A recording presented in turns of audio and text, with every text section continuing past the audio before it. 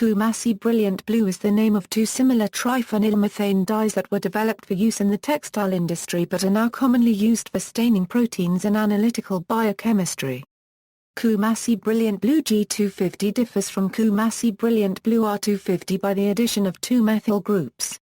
The name Coomassie is a registered trademark of Imperial Chemical Industries. Name and discovery. The name Coomassie was adopted at the end of the 19th century as a trade name by the Blackley-based dye manufacturer Levenstein Limited, in marketing a range of acid wall dyes.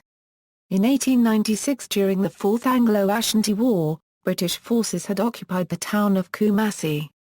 In 1918, Levenstein Limited became part of British Dyestuffs, which in 1926 became part of Imperial Chemical Industries. Although ICI still owns the Coomassie trademark, the company no longer manufactures the dyes. The blue disulfonated triphenylmethane dyes were first produced in 1913 by Max Weiler, who was based in Elberfeld, Germany. Various patents were subsequently taken out on the organic synthesis. Papers published in biochemistry journals frequently refer to these dyes simply as Coomassie without specifying which dye was actually used. In fact, the color index lists over 40 dyes with Coomassie in their name. There are also other Coomassie blue dyes. For example, the Merck index lists Coomassie Blue RL, which is a completely different structure.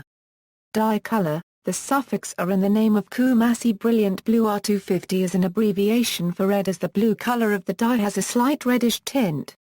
For the G variant, the blue color has a more greenish tint.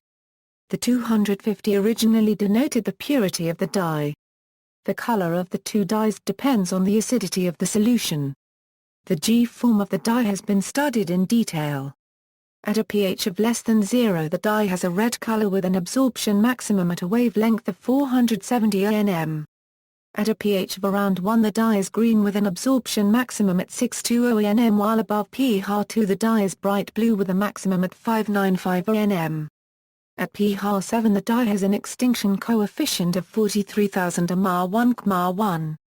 The different colors are a result of the different charged states of the dye molecule. In the red form, all three nitrogen atoms carry a positive charge. The two sulfonic acid groups have extremely low pKa's and will normally be negatively charged, thus at a pH of around 0 the dye will be a cation with an overall charge of +1. The green color corresponds to a form of the dye with no net overall charge. At neutral pH, only the nitrogen atom of the diphenylamine moiety carries a positive charge, and the blue dye molecule is an anion with an overall charge of -1. The pKa's for the loss of the two protons are 1.15 and 1.82.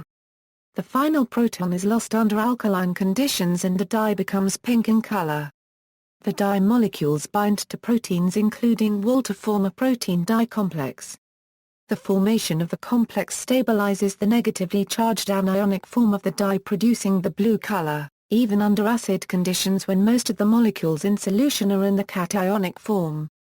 This is the basis of the Bradford Assay, which is used to quantify the concentration of protein in a solution. The dye also forms a complex with the anionic detergent sodium dodecyl sulfate. The formation of this complex stabilizes the neutral green form of the dye. This effect can interfere with the estimation of protein concentration using the Bradford Assay. It is also likely that the anionic detergent competes with the dye for binding to the protein. Applications in biochemistry. Coomassie Brilliant Blue R-250 was first used to visualize proteins in 1964 by Vasquez de Saint-Graphe and colleagues. Protein samples were separated electrophoretically on a cellulose acetate sheet. The sheet was then soaked in sulfur salicylic acid to fix the protein bands and then transferred to a solution of the dye.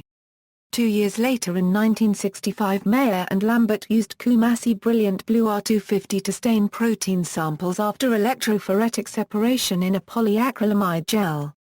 They soaked the gel in a dye solution containing methanol, acetic acid and water. As the dye stained the polyacrylamide gel as well as the protein, to visualize the protein bands they needed to destain the gel, which they did electrophoretically. Subsequent publications reported that polyacrylamide gels could be successfully destained using an acetic acid solution. The first report of the use of the G form of the dye to visualize protein bands in polyacrylamide gels came in 1967, where the dye was dissolved in an acetic acid solution containing methanol. It was subsequently discovered that the protein bands could be stained without staining the polyacrylamide by using a colloid of the G form of the dye in a trichloroacetic acid solution containing no methanol. Using this procedure, it was no longer necessary to destain the gel. Modern formulations typically use a colloid of the G form of dye in a solution containing phosphoric acid, ethanol and ammonium sulfate. The Bradford Assay uses the spectral properties of Coomassie Brilliant Blue G-250 to estimate the amount of protein in a solution. A protein sample is added to a solution of the dye in phosphoric acid and ethanol.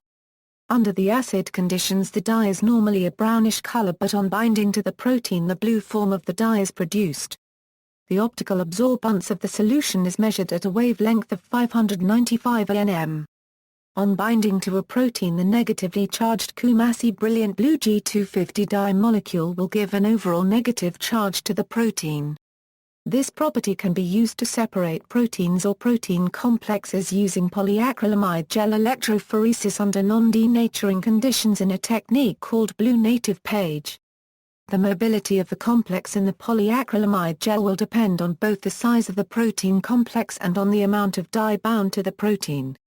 Medical uses: Brilliant Blue G has recently been used in scientific experiments to treat spinal injuries in laboratory rats. It acts by reducing the body's natural swelling response, which can cause neurons in the area to die of metabolic stress. Testing is still in progress to determine whether this treatment can be used effectively in humans. The recent tests have administered the dye within 15 minutes of injury, but to be effective in a real-life setting, where it may take time for a patient to reach the emergency room, the treatment should be effective even when administered up to 2 hours after injury. The only reported side effect was that the rats temporarily turned blue. Under the trade name Brilliant Peel, Brilliant Blue G is used as a stain to assist surgeons in retinal surgery. References. Further reading: Gessner, T. Mayer, Triarylmethane and diarylmethane dyes. Ullmann's Encyclopedia of Industrial Chemistry 6th edition. Weinheim, Wiley VCH. doi, 10.1002/143567A27-179.